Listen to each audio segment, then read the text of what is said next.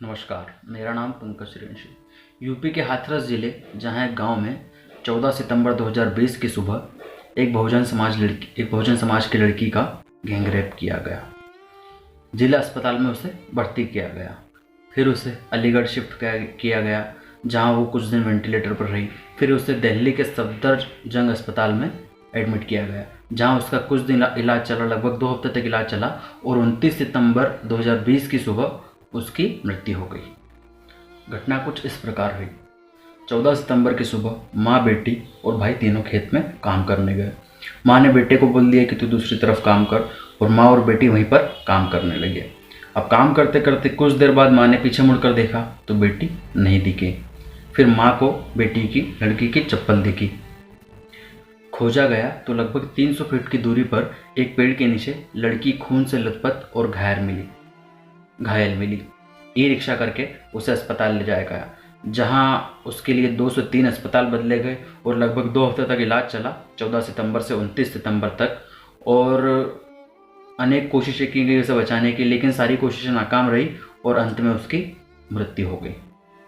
हाथरस के एसपी विक्रांत वीर ने यह बताया कि लड़की की गर्दन में बहुत चोट आई है। वहीं डॉक्टर ये कह रहे हैं कि स्पाइनल कॉर्ड यानी कि जो बैकबोन होती है उसमें अधिक चोट लगने के कारण जो 4 लिम्स होते हैं बॉडी में पैरालाइज्ड हो चुके हैं, जिससे दोनों हाथ और दोनों पैरों ने काम करना बंद कर दिया। इस वजह से वो ठीक से सांस भी नहीं ले पा रही हैं। इसके अलावा लड़की के ज़बान काटे जाने की खबरें भी आई हैं।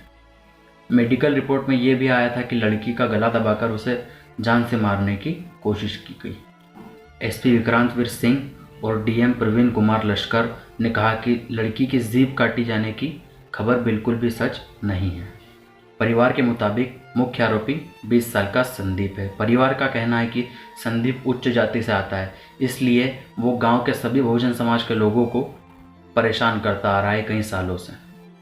करीब 19-20 साल पहले दोनों परिवार के बीच लड़ाई भी हुई थी। संदीप के दादा ने पीड़िता के दादा को एक छोटी सी बात पर से बहुत पीटा था, जिसके बाद केस दर्ज करवाया गया और SC/ST एक्ट के तहत संदीप के दादा को 3 महीने का जेल भी हुआ।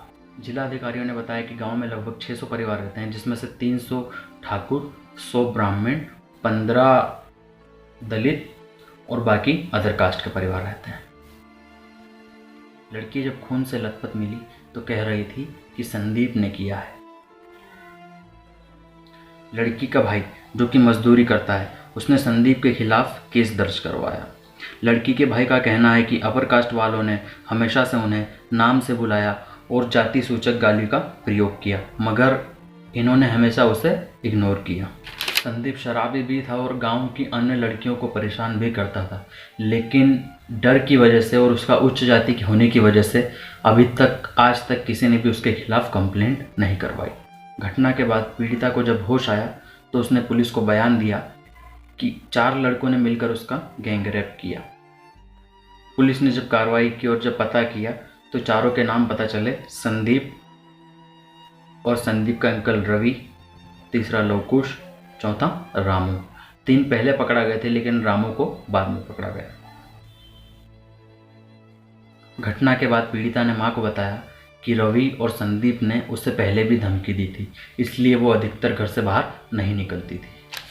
एसपी विक्रांत वीर सिंह का कहना है कि मामला फास्ट ट्रैक कोर्ट में ले जाया जाएगा। धन्यवाद साथियों, और इस केस से रिलेटेड और नई खबरों के लिए जुड़े रहिए। सब्सक्राइब कर लीजिए, बेल आइकन दबा दीजिए लेटेस्ट अपडेट्स के लिए। Thank you.